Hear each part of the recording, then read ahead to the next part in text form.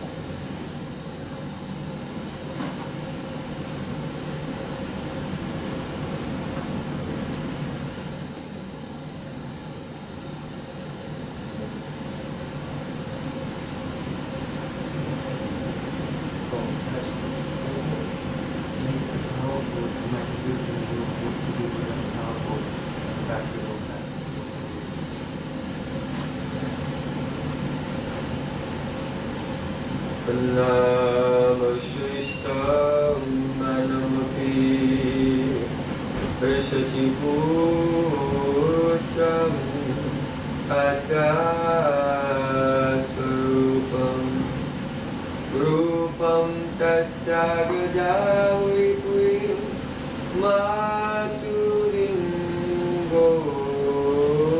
swatim Radha Kunda Magiram Aho Radhika Madhavasam Prapto Yasya Paditadupaya Shri Guru Tamratosmi Gurave Gaurachandraya Radhikaye Tadale Krishnaya Krishna Bhaktaya Tadvaktaya Namo Anandavilamaya Vigahaya Hemavadivyasthavi Sundaraya Tasmai Mahapremarasapradaya Chaitanya Chandraya Namaste Chaitanya Chandraya Namaste Chaitanya Chandraya Namaste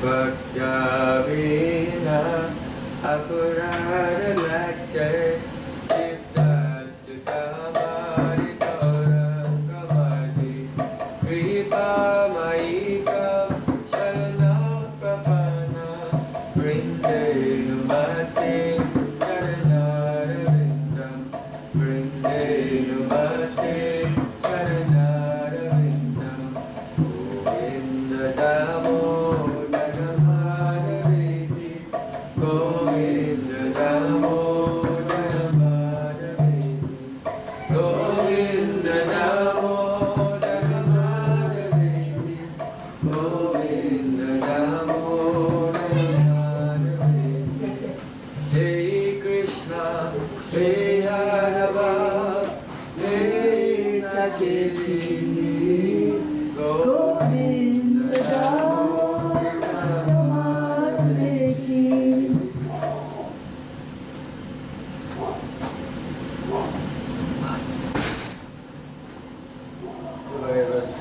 Devayavasmi, Nadivami Trayavina, Iti Vigyayante Nindam Nama Karanam.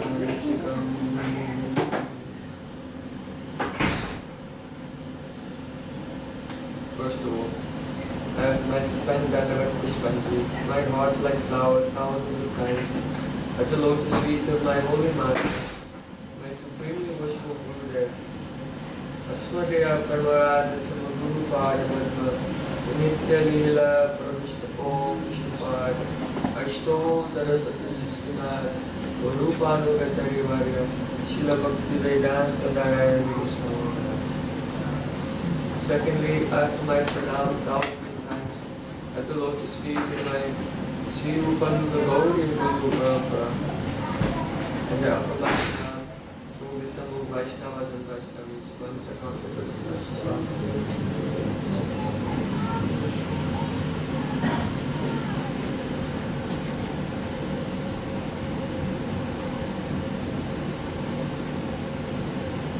So by the courses Masha, Shigura and Varana, you are hearing the nectar of Srimad Bhagavatam. This Srimad Bhagavatam has extraordinary power. See that yesterday, second verse of Srimad Bhagavatam, he said, Dharmaha pradita kaitavatta Dharmo nitmatsaranam satam Tejam vastavam Atavastu Shivadam Tapakayon Puranam Srimad Bhagavate Mahamune Krite Kimba Paradishvaraha Sadyoritya Varuditayata Prithvi Susu Subistachana. He said, this Srimad Bhagavatam kicks out all types of cheating religion. What does it mean, cheating religion? The religion which is performed with some personal motivation, with some material agenda to better one's situation in this world, is all cheating. Because the purpose of Dharma is to know your soul and to enter the eternal service of Supreme Lord. So, especially what to speak of the performance of karma, this is also cheating. How to just elevate your material position temporarily. What to speak of jnana, the cultivation of knowledge in order to get mukti. Mukti itself is considered to be by Chaitanya Mahaprabhu Kaikava Pradhan, the foremost type of cheating. Because in the desire for mukti, one denies the existence of the Supreme Lord and the purpose of this world and all forms and qualities and everything. One closes one's eyes and just tries to negate everything.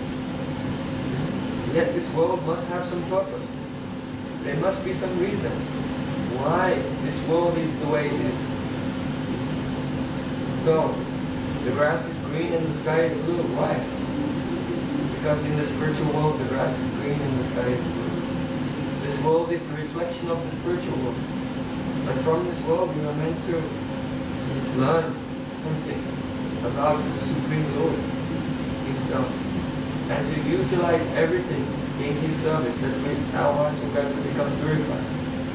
So the desire for mukti, in that there is rejection of everything, without understanding the position of anything, and also without discovering what is Swarupanubandhi, what is the purpose of the soul. Every soul has a Swarup, a nature, and that is to be the eternal servant of God. So this Srimad Bhagavatam, Dharma Pradita Kaitavakra, kicks out all tendency for karma fruitive activities, for yoga to get mystic powers, jnana to get liberation. Paramone Matsaranam Satam. This Srimad Bhagavatam can be really understood only by those who are free from envy. In Sanskrit, envy is called Vatsadya. It comes from the Vatsya fish, fishiness. Because in a pond, there are some big fish, and they see the small fish, and they think, oh, I don't want this small fish to grow to be as big as me. So, no, they eat them. So this mentality of the criticizing others, finding faults in others, minimizing others, this is all only envy, Matsajja. And in whose heart there is envy, they can never understand the true esoteric message of Srimad Bhagavatam. Haramone Matsaranam Satam Vedyam Vastavamantavastu Shivadamtapadranikulanam. This Srimad Bhagavatam defines what is actual Vastu, the substance of reality. That substance of reality is Krishna. Krishna, Krishna and Krishna. Krishna is all in all and all that exists. In Bhagavad Gita, Krishna said, Bahunam Janmanam Ante Jnanavam Prapadyante. After many births and deaths, when a person is full in knowledge, then he surrenders to me. Why? Vasudeva Sarvamiti. He knows I am everything. But Samahatma Sudurlabha, such a great soul is very rare. So when a person understands that Krishna is all in all, then all their miseries are uprooted. Srimad Bhagavate Mahamune Krite. This Srimad Bhagavatam was compiled by Mahamuni. Sometimes the Mahamuni is accepted to be Vyasadeva. But Srila Jiva Goswami said that actually this Mahamuni, Vyasadeva himself has composed this verse, so he will not call himself the Mahamuni. So he said the word Muni means thoughtful, a thoughtful person. So Mahamuni here means Krishna himself. Krishna himself. He is the most thoughtful person. And so he has manifested as this, in the form of the Srimad Bhagavatam, which is the most powerful means for a person to awaken their God consciousness. Kim va para Ishvara? Now Vyasadeva is asking the question. Kim va para? What's the need of any other scripture? What is the necessity for any other scripture other than Srimad Bhagavatam? One may say, oh, but the scriptures may describe other things. But here, Vyasadeva is taking the pragmatic approach, meaning that the purpose of scripture is only to bring you face to face with God. The purpose of scripture is not to learn so many things as an academic study or so much information and details. The purpose of scripture is that you will come face to face with the very beautiful Supreme Lord Krishna. So sadyo vidyavayudate jakadivi susur subhistatsana. As soon as a person simply desires to hear Srimad Bhagavatam, then Krishna becomes captured in their heart. In other words, a spurti. They have a spurti, a momentary vision of the beauty of Shri Krishna. So what is the need of any other scripture? The Srimad Bhagavatam is so powerful. It gives one a direct vision of Krishna by hearing or even simply desiring to hear it. It has such inconceivable potency. But here it is said, Kritivi. Kritivi means for the accomplished persons. It may be that an ordinary person will come and listen to Srimad Bhagavatam, and they definitely develop great sukriti from this. But will they see Krishna as they're listening? Because this is the promise of Srimad Bhagavatam, has the power and the potential that you will have the darshan of Krishna as you are hearing Srimad Bhagavatam. So it is unlikely that an ordinary person that will happen. It is for Kriti B, those who are accomplished. So Krishna explains who they are in the 11th canto to Uddhav. He said, Labda anugra acharya tena samdashita agamaha ma purusha apyatin vartyadi matanapata. A person who has received the mercy of the acharya, that means a person who has served their Gurudev and received Diksha mantras. And then, remembering their Diksha mantras very carefully every day, under the guidance of Guru, they are engaged in archa, worshipping Krishna, their Ishtadev, whoever that is, whichever sampradaya. For us, our Ishtadev is Radha and Krishna. Chaitanya Mahaprabhu is himself Radha Krishna also. So being engaged by the Guru in the worship of one's Ishtadev and remembering the Diksha mantras, and by this gradually a strong sambandha, relationship with one's Ishtadev is developed. That person, when they hear Srimad Bhagavatam from a pure devotee, they will see Krishna in their heart. This is the power of Srimad Bhagavatam.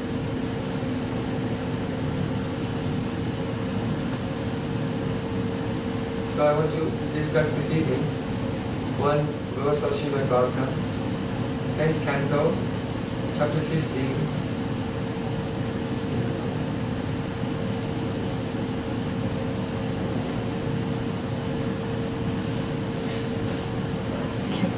There are a few verses in this. Let's see. No, not that one.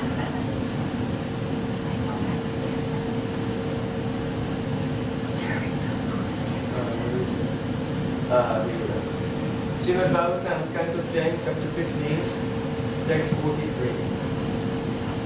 So the title of this evening's lecture is Kataksh Tattva. Kataksh means glancing from the corner of the eye.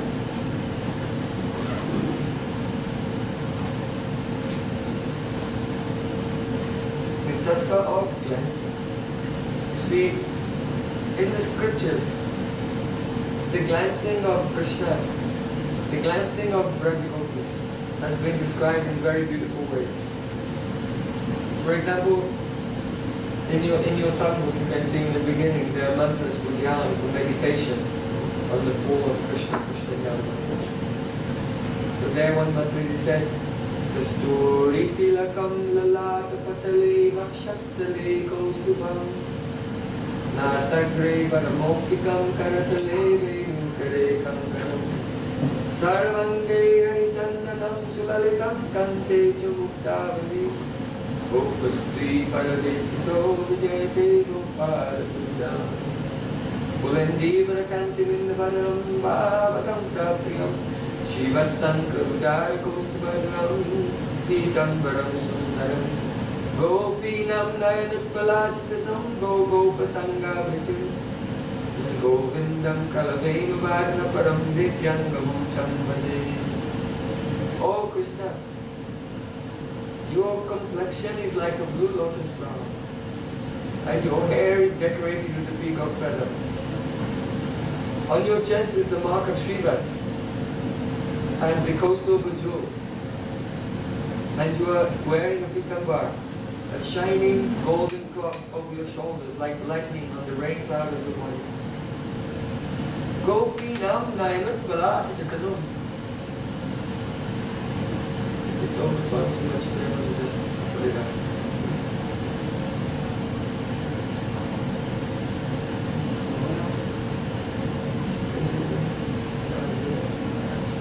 Okay, just blow it out.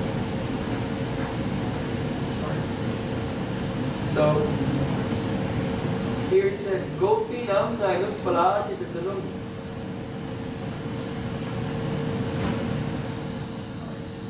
Means that the gopis are doing archana of Krishna, but not with candles, not with dewars, like this. We do archana of Krishna with dewars. The gopis are worshipping Krishna with their eyes, by their glances. Why? Because it is said that Prem, love, is like the flame of a lamp, which is burning in the heart. And just as if you have a glass lamp with a flame inside, then the flame is burned steadily. So love burns steadily like a flame inside the lamp. And the light of that flame shines out through the glass. So similarly, the light of love shines out from the eyes and from the face. And that love is never expressed in words. It's never spoken openly.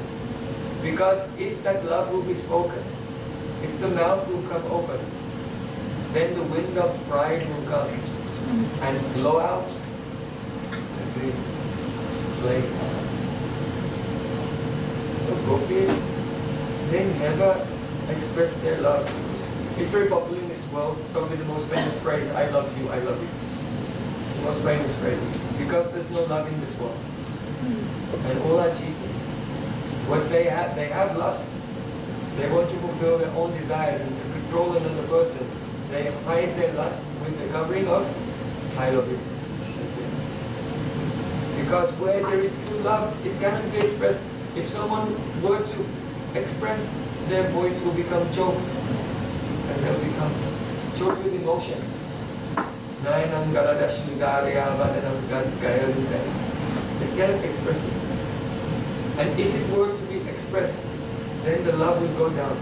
Srila Vishwanath Thakur gives an example. Just like once, there was a friend, and he visited his friend's house. So when he arrived at the house, he saw that all the ingredients of his favorite food were there. And his friend was cooking away, making all his very favorite preparations. And so the friend said, oh, what are you doing? And he was cooking, he said, oh, nothing. And then he cooked, he made all the favorite preparations. And then he came, he said, sit down, and he brought them, and he put them down, one after another, in front of his son. And when he saw, oh, he went to so much trouble collecting all the ingredients and cooking my favorite things, he did not say anything. Then that person, his heart was exploding with affection. And he who had cooked also was feeling so much affection. But imagine if he were to have said in the beginning, what are you doing? he said, yeah, I went shopping today and I got all the things that you like. If he had said anything, then the love, the emotion that you with each other would be diminished, would go down. So Srila Krishna Chaitanya gave this simple example to give us the insight into Braja Lila. That, gopis, they never tell Krishna, I love you. But rather what do? They say all of the opposite things.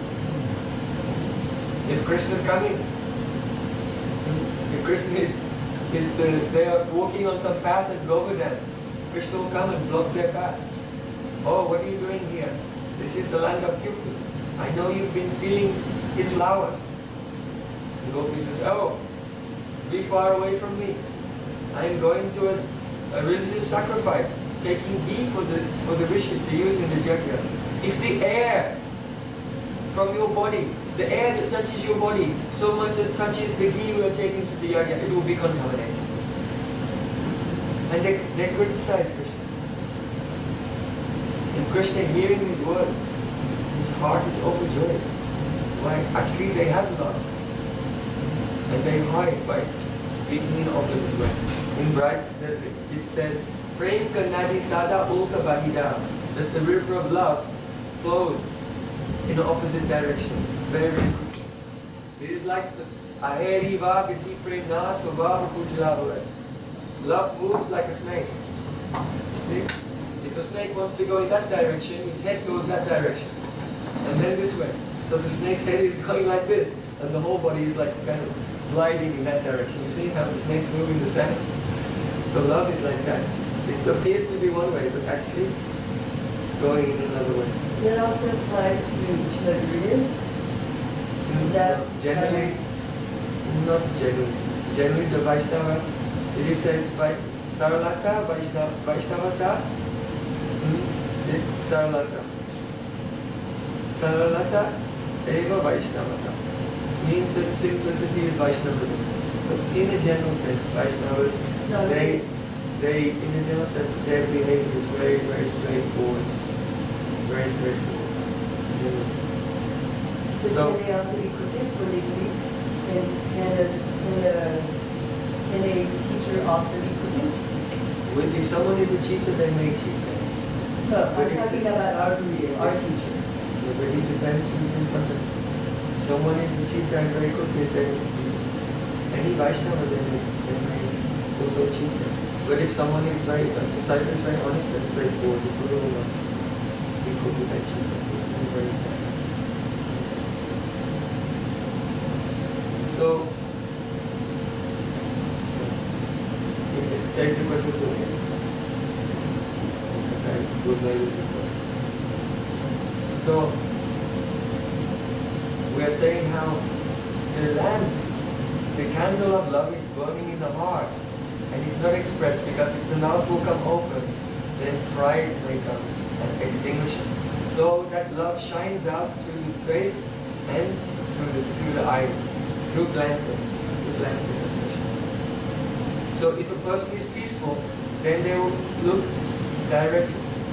But when the heart, in the ocean of love in the heart, when there are many waves, it causes anubhavs in the form of restless eyes that are looking here and there like this. And therefore always in the scripture is described how Krishna glances at gopis from the corner of the eye. They glance at him also, because the eyes become very restless. Due to that, it is a symptom of the turbulence of waves of love moving in the heart. So here in this verse we are discussing, Gopinam Nainat Palaj. The gopis are worshipping Krishna by their glances. You know, when you do archana, you first offer the keywords to the feet, then to the waist, then to the face, like this, and then all around the world. So that gopis are doing archana of Krishna means their eyes are offering, looking at the beauty of his lotus feet sometimes looking at the beauty of his lotus face, sometimes looking at the beauty of his lotus navel, like this, sometimes his whole beauty like this. So Gopinam Naivat Palat Go Sangamritam. This verse describes gopis glancing at Krishna. In other verses of Srimad Bhagavatam, it's described how Krishna glances towards the gopis. Prata prajat prajata avishachastasaya Govi samanya kvanajasya nishamya venu Nirgam yatarnam abalapati bhuri punya Drishtva mukunda sasmita sadayamaloka. This verse is spoken by the young ladies of Mathura. When they saw Krishna entering into the wrestling arena to fight with Chanura and Pushpa, at that time they saw Krishna's beauty. But Krishna was in a fighting mood, he was in an angry mood. He had just killed the elephant, Kuvalayapida, and now his target, he was going after Krsna. But first he would have to fight his way through the wrestlers. So Krishna was in a very serious and angry mood. But when they saw him, then they thought, oh, we are seeing him in an angry mood. But how fortunate are the gopis of Vrindavan? They see him in a playful mood. In Vrindavan, Krishna is there, he's free and happy, enjoying himself in whatever way he likes. The ladies of Mathura were thinking, it's just like if there's a lion, if you see a lion in the zoo, then the lion looks very beautiful. But the lion looks more beautiful if you see him in the jungle. So in the same way, now Krishna is in Mathura, he's on business in Mathura. But they were thinking, the gopis, they see him not in a serious mood, but smiling in a carefree mood. And they began to glorify the gopis. And as they began to glorify the gopis, then by the mercy of Yoga Maya, they began to see Krishna's Vrindavan Leela in their hearts. Because they had heard from the betel nut sellers, they had heard from flower sellers, they had heard from the Brahmins of Mathura who went there. And Krishna had met, the Mathura Brahmanas, the wives of the Yajnik Brahmanas. So they had heard about Krishna's beauty from persons who had actually seen Krishna. So what happens if you hear about Krishna from a person who's actually seen him? Lobe comes, greed comes. So by hearing, they developed an intense greed, and they began to pray and glorify the gopis. And then, by the mercy of Yoga Maya, they began to see Krishna's Vrindavan pastimes in their heart. And then they spoke this verse. In the morning, when Krishna leaves, and also in the evening, when he returns to the village. In the evening, everyone by then has been suffering in the heat of separation from Krishna the whole day. And when in the evening they see the sky has been full of dust, because millions of cows are returning, Krishna is bringing the cows back. So the sky becomes dark with dust. That time is called Godhuli, the time of the dust raised by the hooves of the cows. And they hear the buffalo horn bugles of so many boys blowing, so many flutes playing, so many cows calling, moo, moo, and their cowbells ringing, and the earth is shaking. Millions of cows are coming back with Krishna and his friends. Then all Brijvasis who have been suffering in separation the whole day, they became overwhelmed with eagerness. And they rushed out to meet Krishna. Now the gopis, the young gopis, they should not be eager to go and see him. So they have to somewhat hide their eagerness. They go to the roofs of their houses. They go to their balconies. They peep from behind windows and gates. Some of them even go a little out of the village, into the forest, and hide behind trees and kunjas. And they hope that they will have a glimpse of Krishna with the light of love from their hearts shining through their eyes. And then we discussed how Krishna is glancing towards the gopis. But the verse we want to discuss today, this is 10:15:43. This verse contains the description of Krishna's glance and Gopi's glance both, and how they exchange glance with each other when Krishna returns in the evening. So we can sing the verse together. Can everyone see it?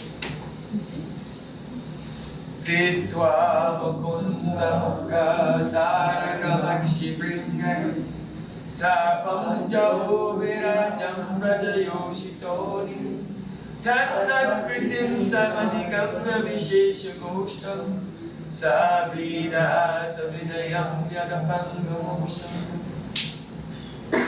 Here, Kritva means drink, after drinking. Drinking what? Mukunda mukha. Mukunda means Krishna, mukha means face. Saragam means like the nectar of a lotus flower. Akshi bringais means, Akshi means eyes, and bringais means bumblebees. So it's describing here that the eyes of the gopis have become mad like bumblebees, who are overwhelmed with the eagerness to drink the nectar of a lotus flower, in this instance the lotus flower of Krishna's face. Why is Krishna's face like a lotus flower? One, because in Beaver, the blue lotus has a complexion. His face has a complexion like a blue lotus. Secondly, his eyes have a beautiful shape like the petals of a lotus. Thirdly, his black hair, which is just curling and falls onto his face. When he's moving and looking here and there, his hair jumps and lands on his face again and again, like bumblebees landing on a lotus flower. Another reason is that as he's coming home, he's been playing so enthusiastically with his friends that his face has drops of perspiration, just as the lotus flower. You know, the water stays in droplets. Have you seen how the water stays in droplets? Very beautiful. So his face has droplets of perspiration, like a lotus flower. And also, in a lotus flower, there is pollen. And the pollen is like a fragrant dust that is sprinkled inside the lotus flower. So when the cows are walking, it sends the dust of braj into the air. And then the dust of braj sticks to the perspiration on Krishna's face. So it looks like pollen on the lotus of his face with black bumblebees and lotus petal eyes.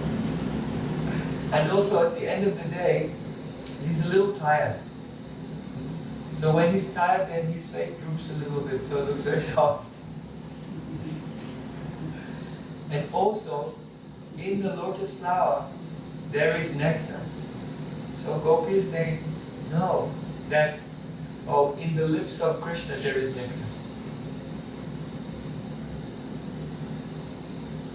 So you know, bumblebees, their eyes, they can see wavelengths that we cannot see.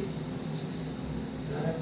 We cannot see the ultraviolet things. So flowers actually have ultraviolet markings that human beings cannot see. And the flowers which have more nectar have more ultraviolet markings. So when a bumblebee is flying and they look at a field of flowers, they see, wow, these supernatural colors and things that we cannot see. And they know where the nectar is. And then they become mad and begin to hum. So the eyes of the gopis have become maddened with eagerness like bumblebees to see the face of Krishna. Now he's returning. They feel so much anticipation. Why? Because first they see the dust rising up. And then they see the cows. And then the dust begins to clear. At that time, the gopis were very shy. And they're in their homes. And they're thinking, no, I should control myself. I shouldn't go to see him. But what happens? They can hear Krishna playing his flute. So the ears can hear him. And then the breeze blows and carries the fragrance of Krishna. And then the nose can smell the fragrance of Krishna coming. So then the eyes become jealous of their ears and nose. Their mind is saying, don't go, don't go. But their ears have heard, their nose has smelled, and the eyes become jealous of the ears and the nose. You're listening, you're smelling, I want to see, I want to see. The mind says no. But then all of a sudden, the eyes say, alright, we'll go without you. And without the mind being involved, without thinking, they cannot check it. And their eyes carry them. And they rush to the doorways, they rush to their windows, to their balconies. And they see the dust. And then the dust is clearing. And then they see the cows. And then finally, as the dust clears, there they see Krishna. With this very beautiful lotus face with drops of perspiration, with the pollen of the dust raised by the hooves of the cows, his lotus eyes, the bumblebees of his hair, kissing his face again and again, and their eyes become like bumblebees. And they glance. And when they see him from far away, now we come to the second line of the verse. Tapam Johu Virajam Brajayoshitani. Brajayoshit means the ladies of Braj, the young girls of Braj. Ani means during the day. During the day, they have tap. Tap means burning of what? Viraha.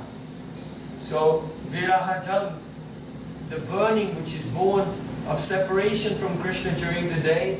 Jahur means they give up. So they were feeling so much burning separation. And that moment when they rush to their balconies, and in the distance they see Krishna coming. And then the bees of their eyes look and drink the nectar of the beauty of Krishna's face. Then they give up the burning feeling of separation from the day. They become overwhelmed with joy. So then, the second part, Tatsat Kritim Sabhaviganda Vishesha Goshtam. Vivesha Goshtam means Krishna is entering into the village.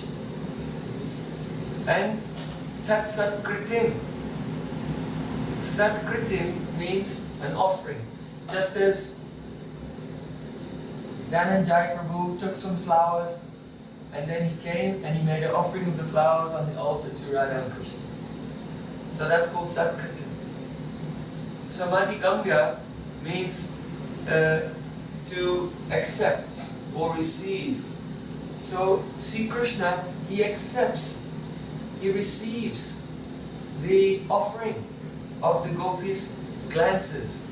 But how are those glances? Savrida Hasa Vinayam Yadapanga Moksham.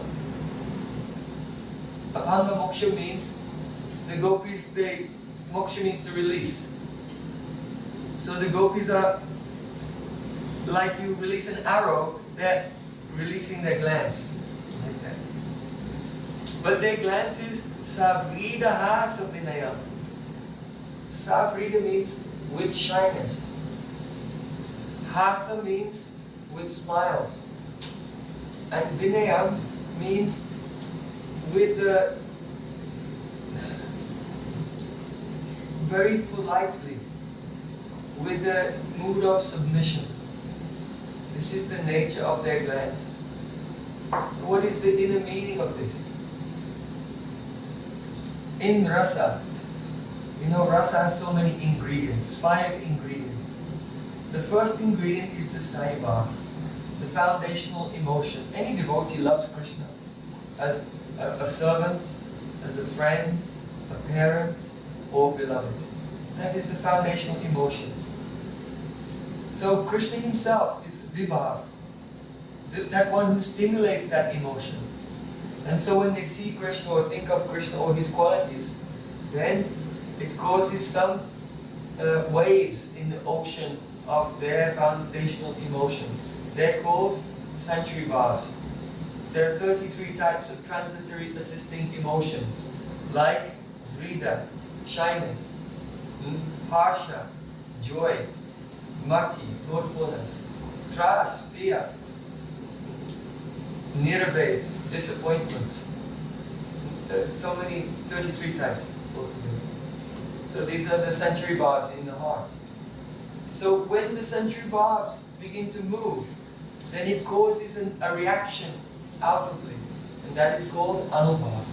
The anubhavs are the outer reactions of what is going on in the heart. So anubhavs include things like singing, dancing,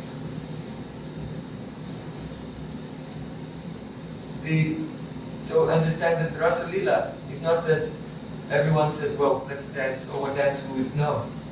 That the dancing and the singing is all the outer response to the waves of the sensory bhavs, various emotions in the ocean of the state. So glancing is also a type of anubhav.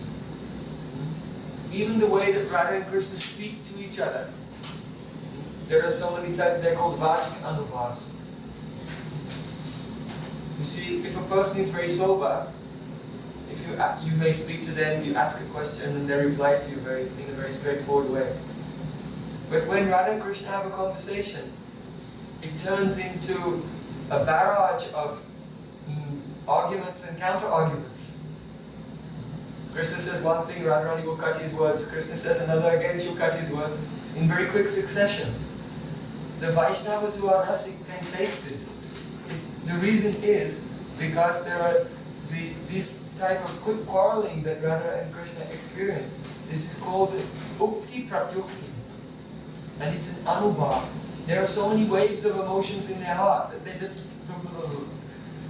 keep quarreling with each other. They can't check it. And they cut each other's arguments. So here, in this particular case, savridaha savinayam yadapanga moksha. Vrida means shyness. Hasa means smiling. So here, the rasa of this verse is that as Krishna was coming, and from far away, the gopis, they looked towards him. In their hearts, they had two sensory bhavs. One sensory bhav was utsuk. That means the inability to tolerate the passing of time. In other words, I can't wait to see Krishna. I can't wait to look at him. So this was the first wave. And the second wave was harsha, jubilation, joy. And so, these two, the sensory bhavs, they were like the gopis' servants. And just as a servant comes and makes an offering of flowers, so these two servants of the gopis, the wave of harsh jubilation and the wave of utsuk, eagerness, they came carrying two flowers in their hands to offer to Krishna. So what were the flowers which were offered by these two servants? From the wave of utsuk, eagerness, there was the flower of the glance. Because they're so eager to see him, so they're looking. And the servant of the wave of harsha, or jubilation, was carrying the flower of smile. Because if you feel jubilation in your heart, then what happens? A smile comes across your face. Like this. So here, the smiling and glancing of gopis, they are the anubhavs, which are revealing the two waves of the sensory bhavs, eagerness and the jubilation. So they looked at Krishna and smiled. But Krishna, he knew that this particular gopi is looking at him. And Krishna just scanned across and looked away. And kind of ignored her. And then she felt shyness. And she withdrew her glance. And she withdrew her smile. So then she was looking down. So shyness came also shyness personified, came. And the two offerings that she wanted to give to Krishna, that means her glance and her smile, shyness came and took them and hid them. So why did Krishna pretend he was not interested and look away? Because Krishna, it's his nature. If you offer something to him, he doesn't want it. But when you're not looking, he steals it. This is his nature. Because stolen butter tastes better. If any gopi will say, Krishna, come on, would you like some butter? No. When she's not looking, he'll climb through the window with his friends and take it. Just like in Dwarka, the queens of Dwarka, they are married to Krishna. And their parents, they have attended the sacrifice and their daughters have been offered to Krishna. So they don't taste so good as the daughters of Braj who've been stolen. Tarakiyubha is superior. So this is Krishna's nature. The stolen things are more valuable. So then, when the gopis, they went off with the flower of their glance and smile, but Krishna ignored them, they became shy and withdrew. So at that time, there was a conflict going on inside. And the Alachua deity, the goddess of shyness, was saying, don't look at it. And then Krishna, he came very, very close to where that gopi was standing. And then he looked directly at her. And then she looked up and saw Krishna. And Krishna, by his glance, he stole her shyness. And then he stole her smile, because she became overjoyed and she began to smile. And taking her glance and her shyness and her smile, Krishna took that offering onto the altar of his heart. And something most valuable and most worshipful for him. And keep it on the altar of his heart, then Krishna walked away. So here, very beautifully, Srila Shukadeva Goswami is describing just a moment when Krishna is returning to the village in the evening, and all the various emotions that Krishna and the gopis experience just when they look at each other for a second. And our acharyas have revealed in the commentaries how the glancing, the shyness and so on of gopis reveals the sanctuary bars, which are the waves in the ocean of their love for Krishna. So those who are sensitive, those who are rasic, they can feel all these things when they hear or remember any verse of Srimad Bhagavatam. You can see the verse itself looks still, but the verse is not static, the verse is ecstatic. And those who are rasic can see within the verse the ingredients of rasa which are there in the ocean, which are constantly churning and moving. So,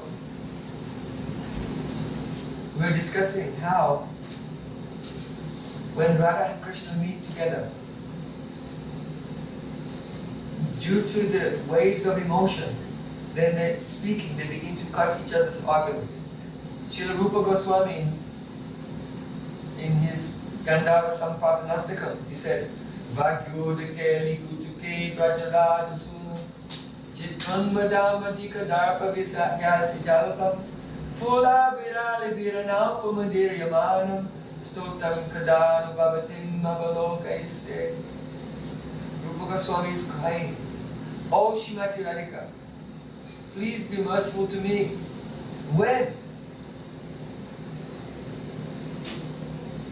you are walking with your Sakhis and by chance you meet with Krishna, suddenly there is a Vagyuddha. Vagyuddha means a war of words. They immediately begin to quarrel with each other.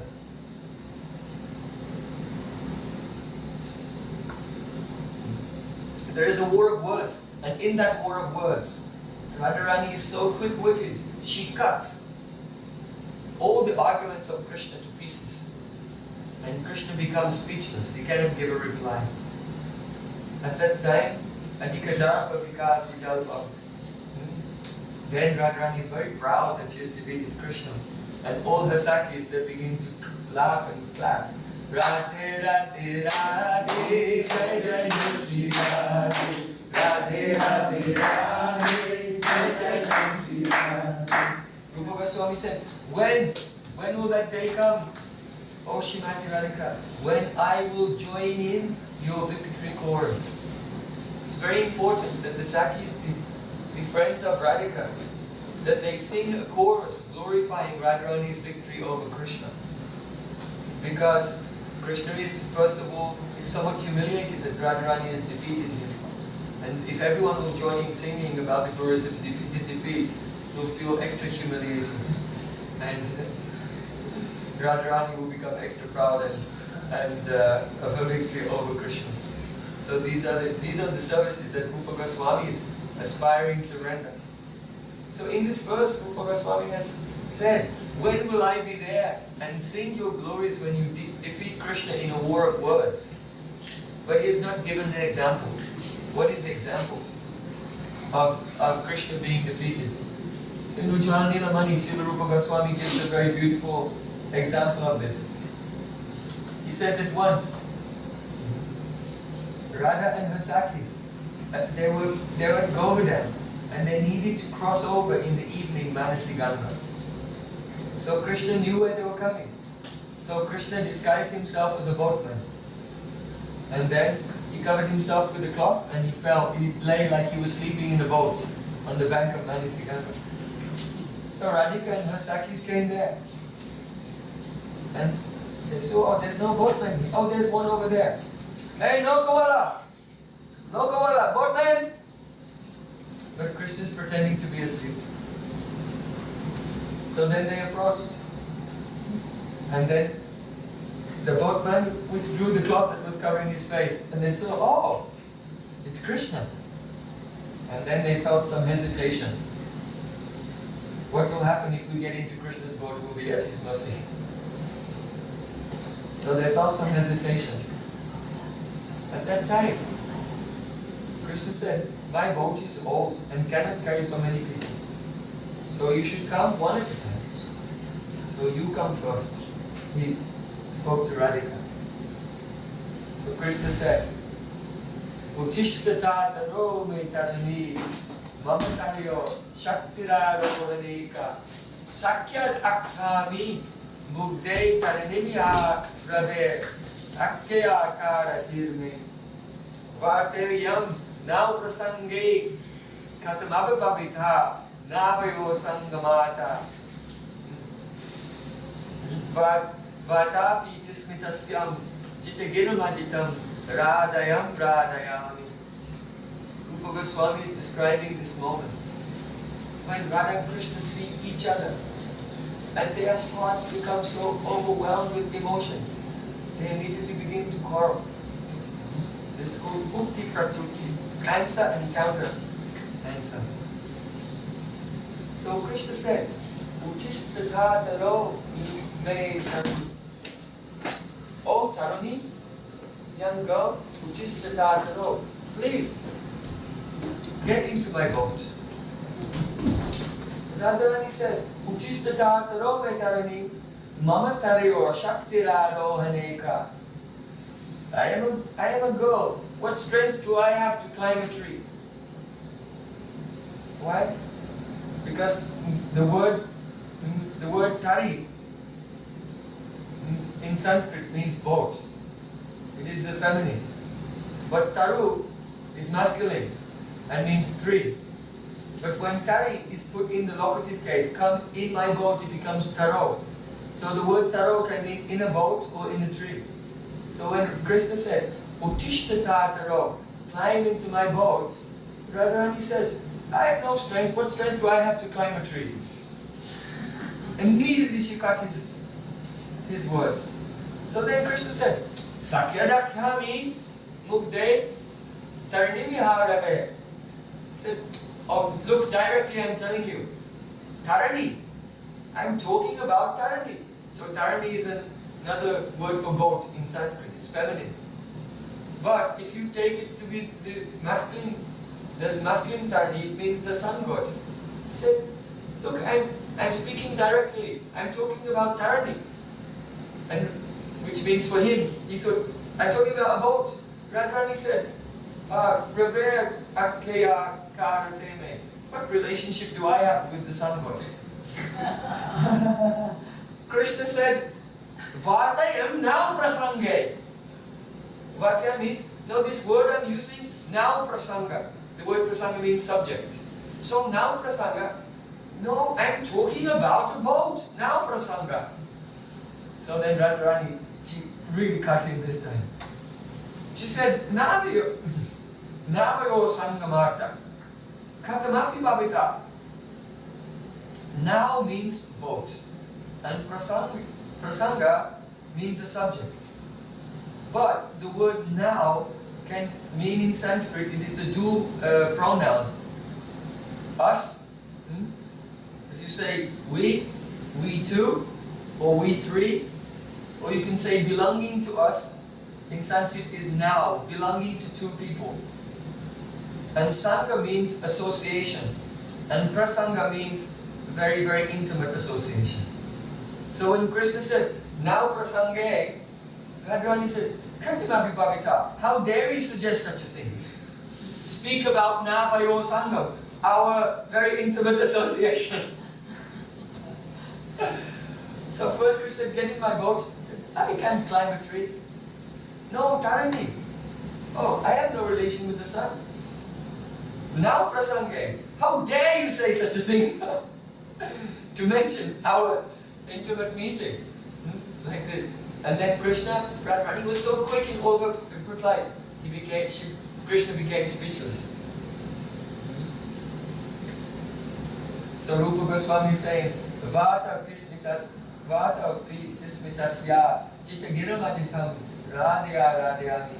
Even though Krishna is Ajita, he is unconquerable, Radharani by her quick wit, she conquered Krishna in a war of words. And therefore Radhya Radhyami. I worship that very Shrimati Radhika. So as you know, somehow or other, Krishna enticed Radhika to get into his boat. But then, when they came into the middle of Manisigandha, then Krishna began to rock the boat. He began to rock the boat. And the water was coming inside, and Radharani became afraid. She didn't want to sit near him, because she was in Maya. But Krishna rocked the boat so violently to save herself from falling in the water. Then Radhika, she caught hold of Krishna. And then Krishna was very happy.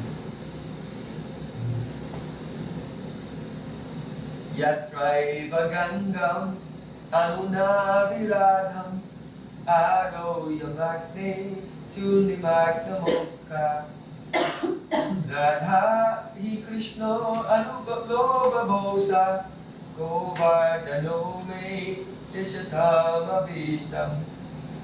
Srila Vishnu Thakur says, Oh Giriraj Govardhan, please fulfill my desire. When will I see in a boat on the lake of Manasigandha, Radhika will embrace Krishna very tightly. How beautiful it will look. Oh Giriraj Govardhan, please fulfill my desire to see the beauty of Radha and Krishna at that time. So this pastime of Krishna rocking the boat and causing Radhika to be full of fear, this is well known. This is well known. Srila Rupa Goswami has given a very beautiful nectarian extension of the significance of this pastime. Once, see Krishna, he came very, very late to meet with Radharani. And when he arrived at the Kunj, he entered into the courtyard of the Kunj, and then he sat down in the dark corner. So Radharani was inside, she did not see him. So then one maidservant came, why is Krishna sat down in the dark corner? And she came close. And she saw that Krishna's garland was crushed, and there were some marks that actually he had been with another goat. And seeing this, she thought, oh, Now, I will tell Radhika where he has been. Krishna said, shh, please. And Krishna begs the maidservants, don't say anything. Help me, give me a new garland, give me a new necklace. Don't tell Radharani. So then that maidservant, she says, maybe I help you, maybe not. In fact, perhaps I should just go and tell Radharani right now. Krishna is afraid.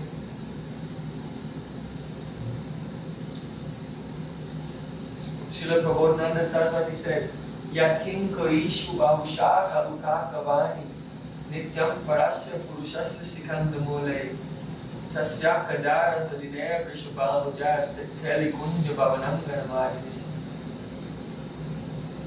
Radharani is so glorious. I want to become a broom. When will I become a broom?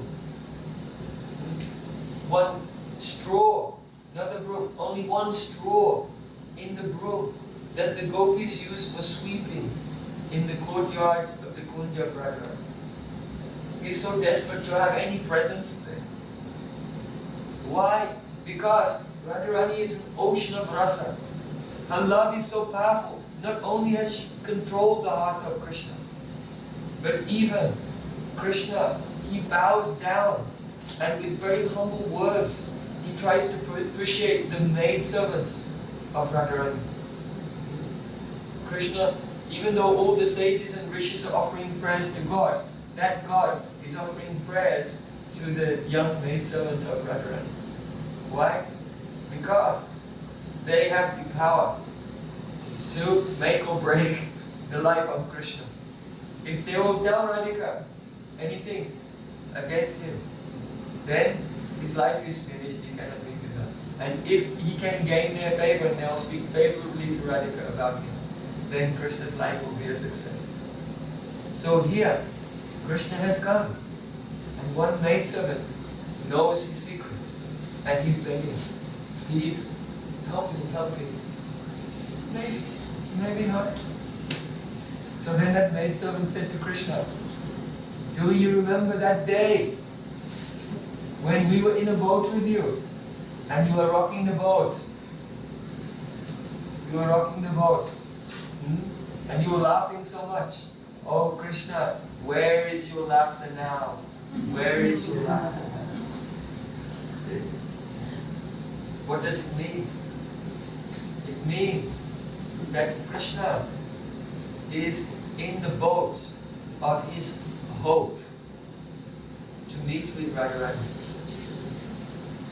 But that boat of the hope of meeting with Radharani is trying to cross over the Manasi Ganga, the lake of separation from her.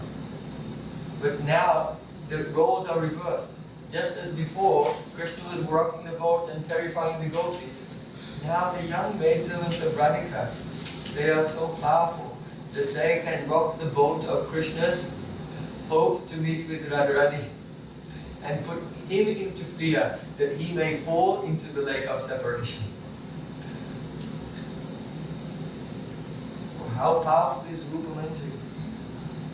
And all the maidservants who are serving under the guidance of Rupa Manjari, that they can put Krishna into a state of fear, rocking his boat of aspiration, whether or not he will be together.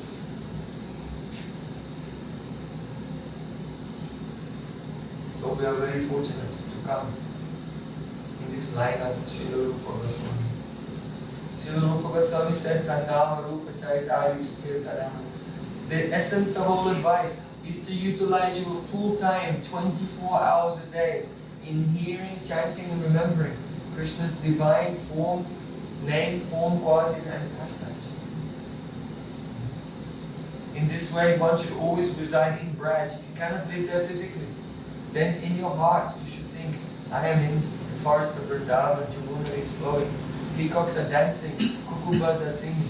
Chant, Hare Krishna, Hare Krishna, Krishna Krishna, Hare Hare, Hare Ram, Hare Ram, Ram Ram, Hare. This is the essence of all advice. You can see to what degree our sadhana is successful. by the degree to which we follow this essential instruction. To be absorbed 24 hours a day in the name of all qualities and pastimes of Jesus. Gaur Premanand. Are there any questions? I do have a question that I'm running too long. The gopis that were with Krishna and do what you're in this verse. This verse. Are they the same gopis that did not get to come to, like, there's also another group of gopis that were not allowed, that were forced to stay back. Is that from a different? Well, this verse, it's chapter 15 of Srimad Bhagavatam. So you have to always, the verses, it's very interesting. Our acharyas have commented on the verses of Srimad Bhagavatam in different ways. Srila Jiva Goswami has mainly taken each verse exactly in its context. So the context of this verse is, chapter 15 means it's before Rasa Leela, they haven't met with him yet. So this is completely Purvarag, it's a stage where they're young and they've fallen in love, but they're afraid to even, in many cases, even voice that to themselves. They're afraid to even tell their friends, what to speak of tell Krishna.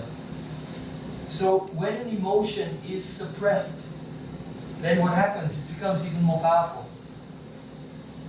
When an emotion is hidden, it becomes even more powerful. So one of the century bhavs here is called avahita bhav, the tendency to conceal one's emotions. So a verse of Srimad Bhagavatam can be understood or relished or appreciated in the chronology of Krishna's Leela. And at this time, it's like the first awakening of falling in love with Krishna, but being afraid to do anything about it. You know? So that's very sweet. But sometimes our acharyas, they comment on a verse, and they take that verse and they put it in a totally different context, outside of the chronology in which it comes in Srimad Bhagavatam, and relish it in a different way.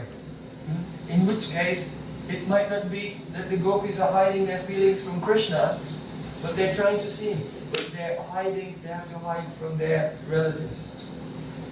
So now, whether it's the ones who are checked in their homes or anything, at this stage, no one even tried to meet with Krishna in the context of this. So a devotee may meditate on the verse in accordance with his own mood, in accordance with his own bhav, thinking of how Radha and Krishna, particularly, let's say for example, in the Vallabh Sampradaya, where they worship Krishna in Sakhi bhav and they want to become beloveds of Krishna, then they may meditate on this verse and think about their own relationship with Krishna. Whereas us, being the followers of Rupa Goswami, would more follow the feeling that no, this is an exchange of glance between Radha and Krishna, and we're witnessing Radha Krishna's exchange of a glance. Like that.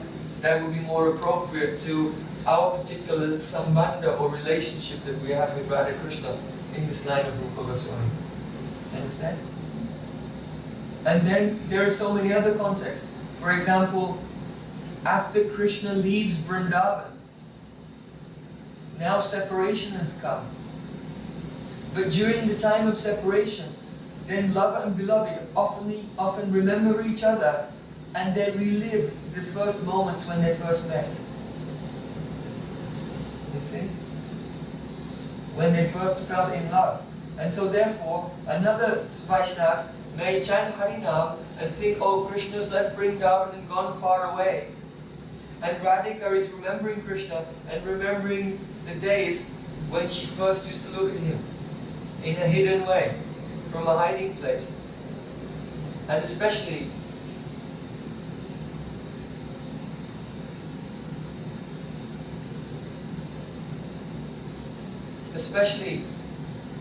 when Krishna used to return back to the village in the evening, and Radharani was eager to see him. Then, many years later, when Krishna has left, then Radharani may become lost in those feelings, remembering her the first times when she tried to have an exchange of glances with Krishna. So that's very, very important, because we see in Ramananda Samvad, Ramananda Rai tells Mahaprabhu a beautiful poem. And it's so high, it's so beautiful, when he went to speak it, Mahaprabhu covered his mouth. But then when Mahaprabhu took his hand off, it came out anyway. So there Radharani says,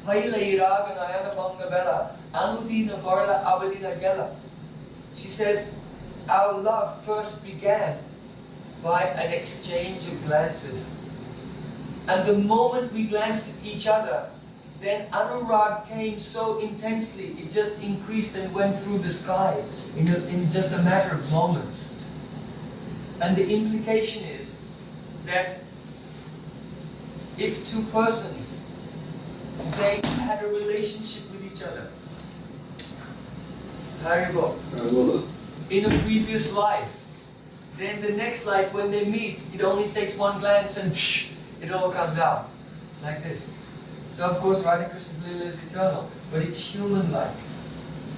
And so the implication is that she's saying, the first time we looked in each other's eyes, then a love that we must have had it from before, somehow or other, because it seemed like a love that was already there, suddenly came out, you see. And so Ramananda Rai is speaking this verse, Radharani is speaking in separation and remembering their first glance. And so in this way, What was the verse? I'm sorry, what did it start with? Pahilehi Raganayana Bangabella Amidina Barla Agadina Gela Pahilehi P-A-H-I-L-E-I Chaitanya Charitamrita Madhya chapter 8. So we can see such a verse like this of Srimad Bhagavatam, the Rasic Vaishnavas will relish it in so many different contexts.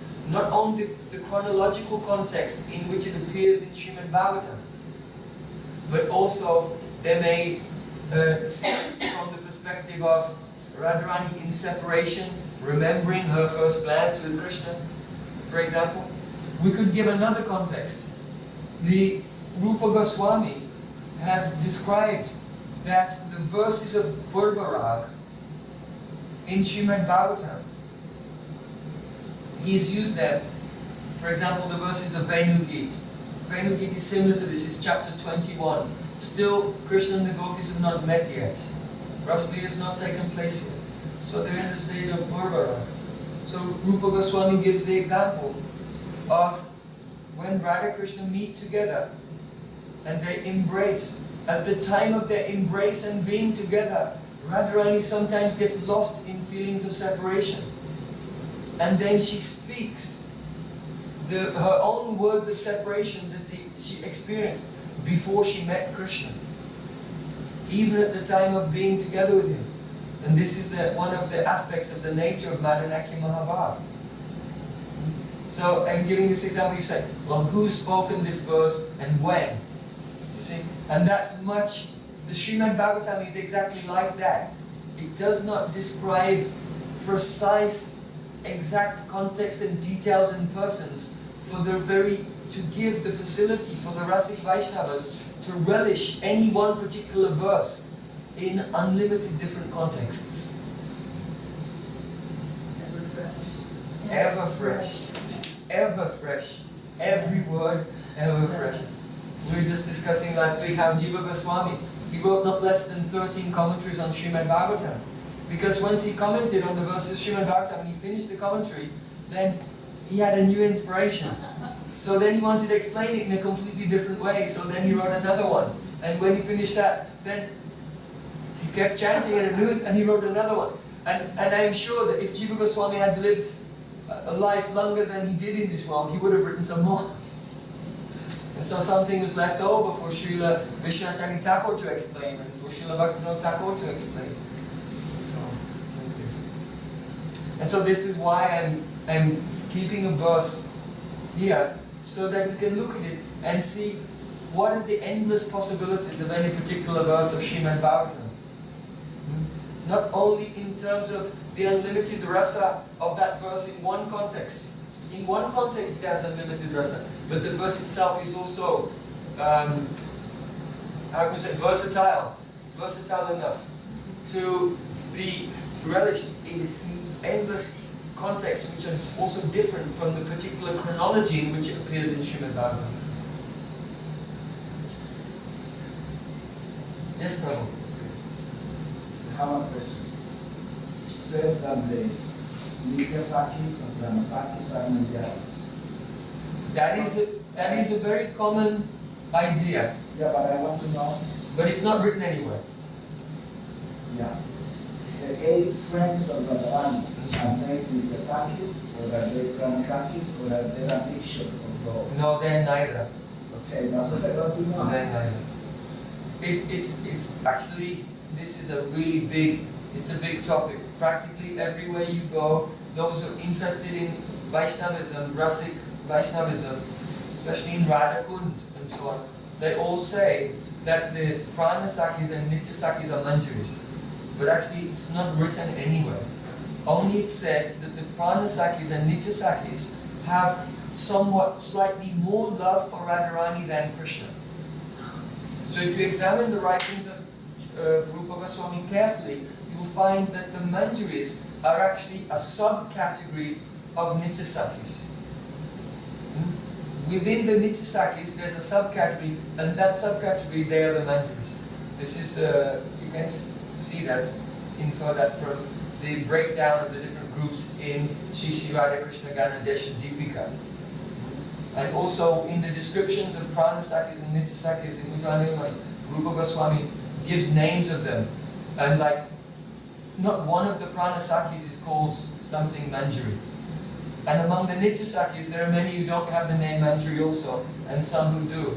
So from Radha Krishna Ganadesha Deepika, we can infer that the Manjaris are a subcategory of Nityasakis. Srila Bhaktivinoda Thakur also in one of his songbooks, I think Gita Mala, there he said that Rupa Manjari is a Nityasaki. Now, the Pranasakis are actually of in the social standing in the group of Sakis, they're higher than the Nityasakis, which would mean that if the Manjaris were Pranasakis and Rupa Manjari is a Nityasaki, then she would not be the leader of the Manjaris. You understand? Because the Nityasakis are of a lower social standing within the group than the Pranasakis. So that's the first thing. Now the question about Lalita and Vishaka. As you know, there are 5 types of Sakis. They're called Paramprastha Sakis, Priya Sakis, Pranasakis, Nityasakis, and Sakis. Of these 5 types, the Sakis, these include Dhanishta, Kundalata, and Brinda Devi. They have more love for Krishna than for Radharani. Now, the Nityasakis and Pranasakis, they have more love for Radhika than for Krishna. But the Priya Sakis and Paramprastha Sakis, they have equal love for Radha and Krishna both. You see? So the Paramprastha Sakis are the Astasakis. Lalita, Vishaka, Chitra, Champakalata, Tungavidya, Induleka, Rangadevi, and Sudevi. They are the Paramprastha Sakis, and they have what is called Samasneha, equal love for Radha and Krishna. Samasneha, equal affection.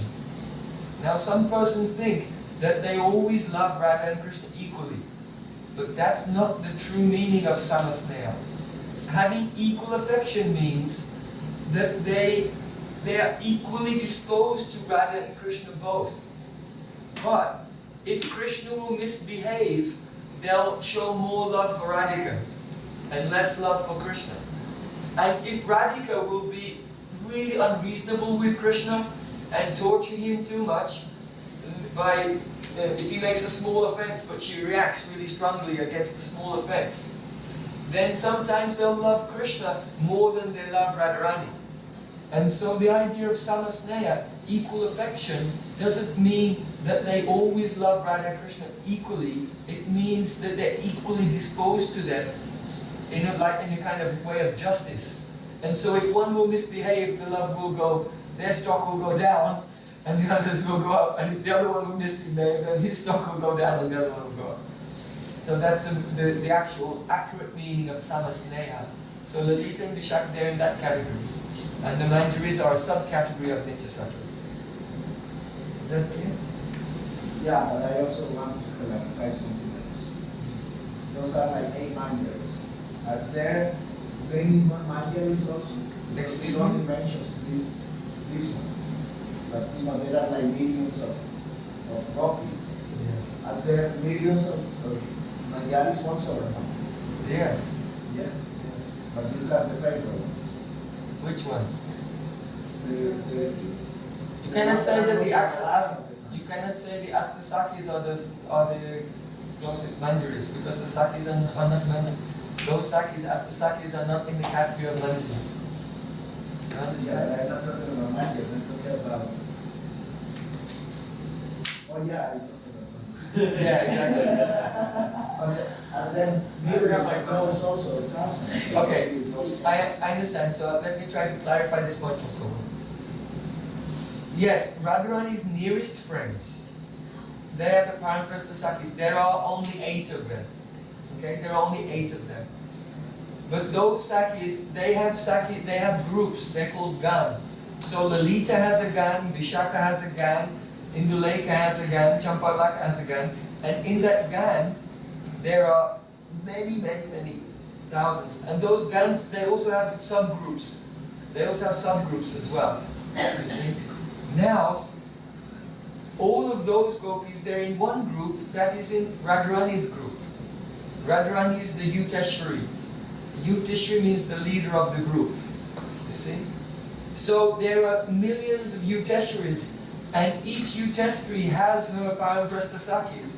And all those Paramprasta Sakis have their Gans. And their Gans have subgroups and Manjaris and everything like this. So, yeah, all the groups are unlimited. Yet still, Radharani's own most intimate Sakis, there's only 8 of them. And then all the others in the group are under their, the guidance of their love and affection. 8 degrees of separation, in that sense. Instead of 60 degrees, it's 8 degrees. What is that word, Vabalas? Like, Vabalas. so does that distinguish a type of one? Vabalas. There is so many Akushidansas now in this line of Rupa Goswami. Some are telling that Vabalas Rati refers exclusively to the mood of the Manjaris. But actually, if you examine deeply Rupa Goswami's writing, it does not say it anywhere. But this is a confusion, because in the definition of Vabalas it says Sanchari Satsamona Va Krishna Ratya Suripati Adhika Pusimana Tet Vabalas Itiriyate, which means if there is someone who has sympathy towards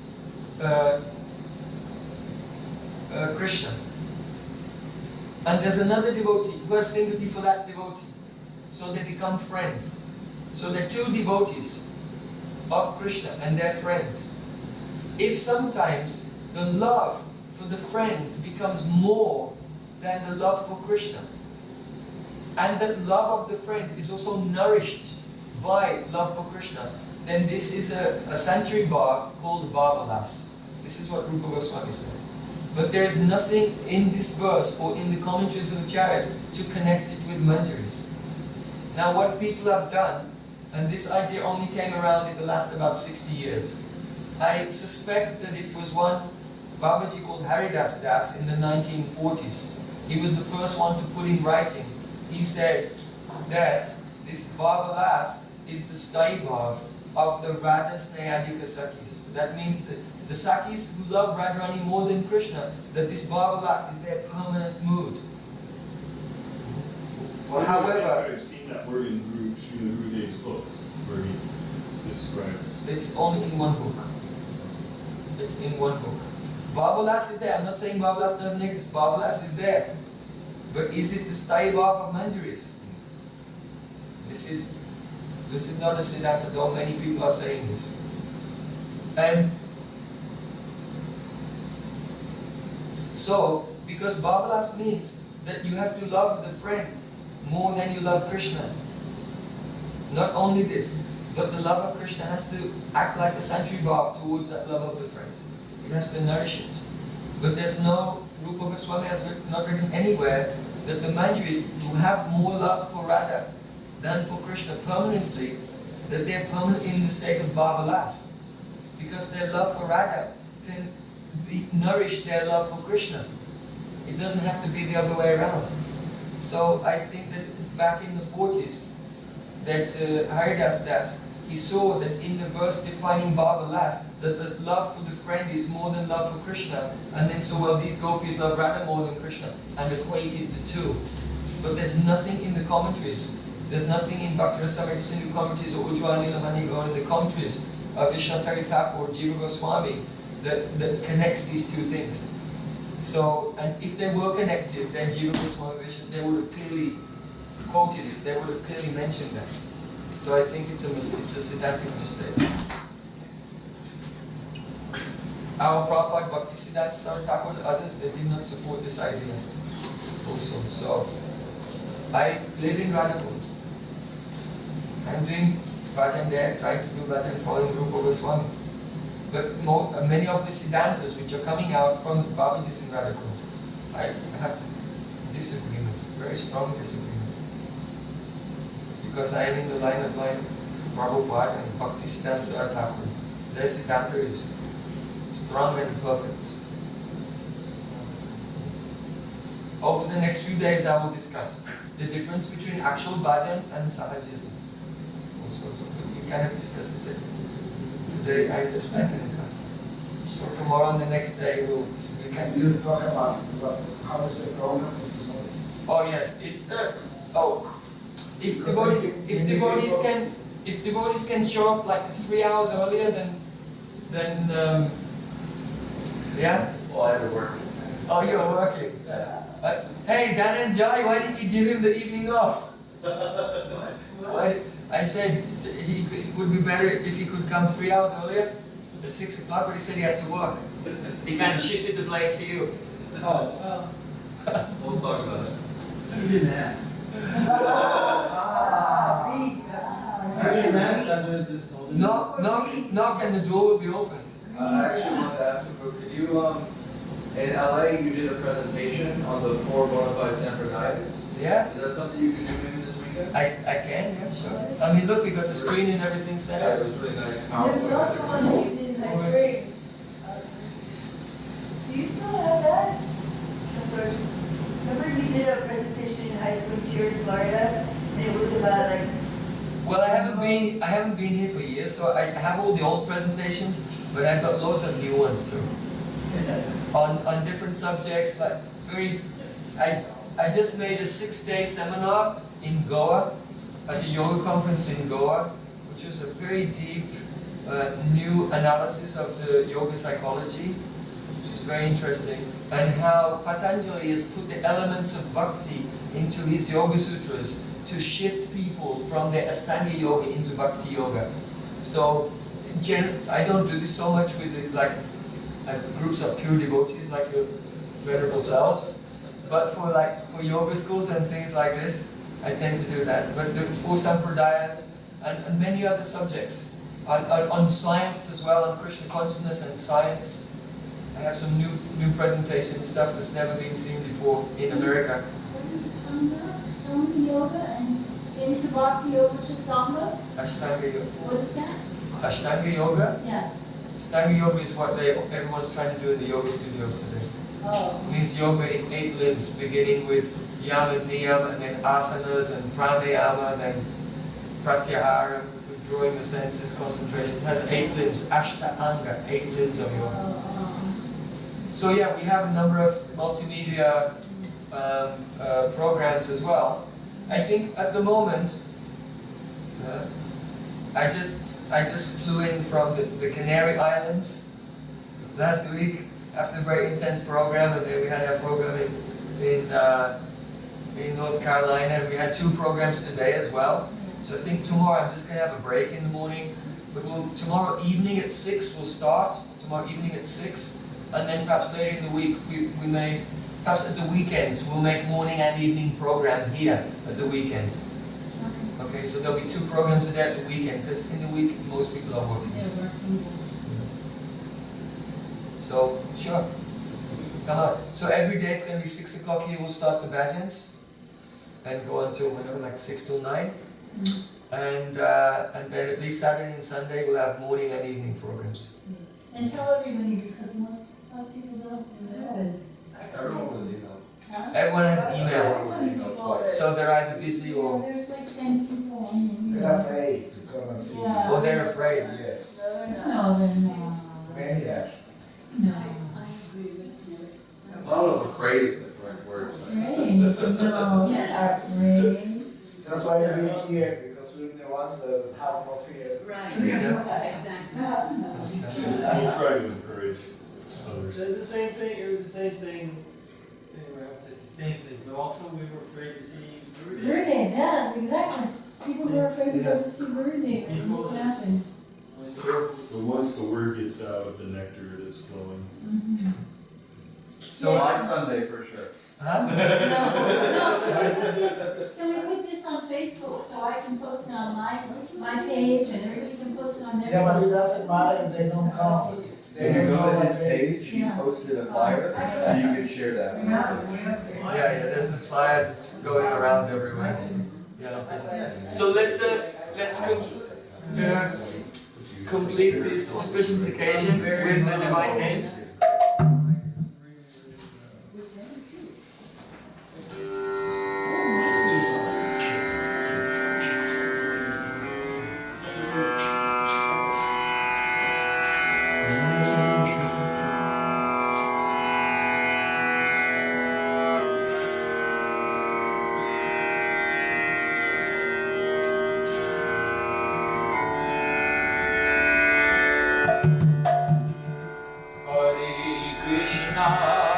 Hare Krishna,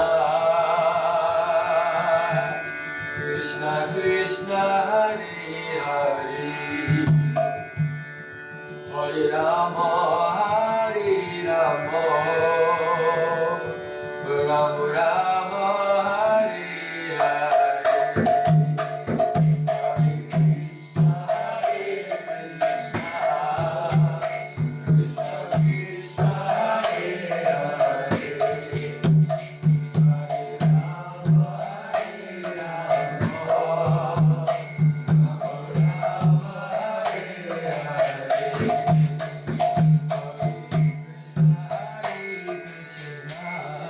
Krishna Krishna Hare Hare, Hare Rama Hare Rama, Rama Rama Hare Hare, Hare Krishna Hare Krishna, Krishna Krishna Hare Hare, Hare Rama Hare Rama, Rama Rama Hare Hare.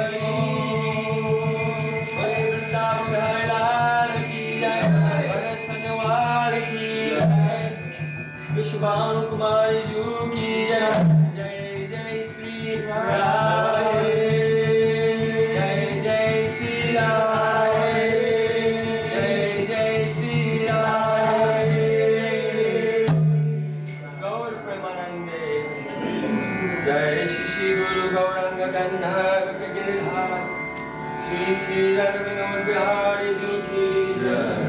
Nitya Leela Pravishtam Vishnu Parishto Smad Rupanam Vicharivar Srila Bhakti Vedanta Narayan Goswami Maharaj ki jai. Nitya Leela Pravishtam Vishnu Parishto Smad Gaura Govinda Goswami Maharaj ki jai. Nitya Leela Pravishtam Vishnu Parishto Srimad Bhaktivedanta Swami Prabhupada ki jai. Nitya Leela Pravishtam Vishnu Parishto Srimad Bhakti Pragyan Kesha Goswami Maharaj ki jai. Jai Srila Bhakti Siddhanta Saraswati Thakur Jagat Guru Srila Prabhupada ki jai. Mahabhagavash Gokshura Swami Maharaj ki jai. Satam Goswami Sajananda Thakur Bhakti Yoga ki jai. Shri Rupanuga Gauri Guru Bhagavad ki jai. Jai Shri Rup Sanatana Bhakti Rugana Shri Gopal Bhakti Dasuna Sat Goswami Guru ki jai. Prem se Go Shri Krishna Chaitanya Prabhu Nityananda Shri Advaita Gadadhar Shiva Sari Gaur Bhakta Vrinda ki jai. Shri Brajamandal ki jai. Shri Mandal Jagannath Puri Dham ki jai. Govinda Bandam Nambika Navdima Budam ki jai. Shri Sri Radha Govinda Gopinath Madan Mohanju ki jai. Ananta Koli Vaishnava Vrinda ki jai. Samagada Bhakta Vrinda ki jai. Madhisrasa Shri Vishwabhanandi Shrimati Radharani ki jai. Jai Gaura Premanande.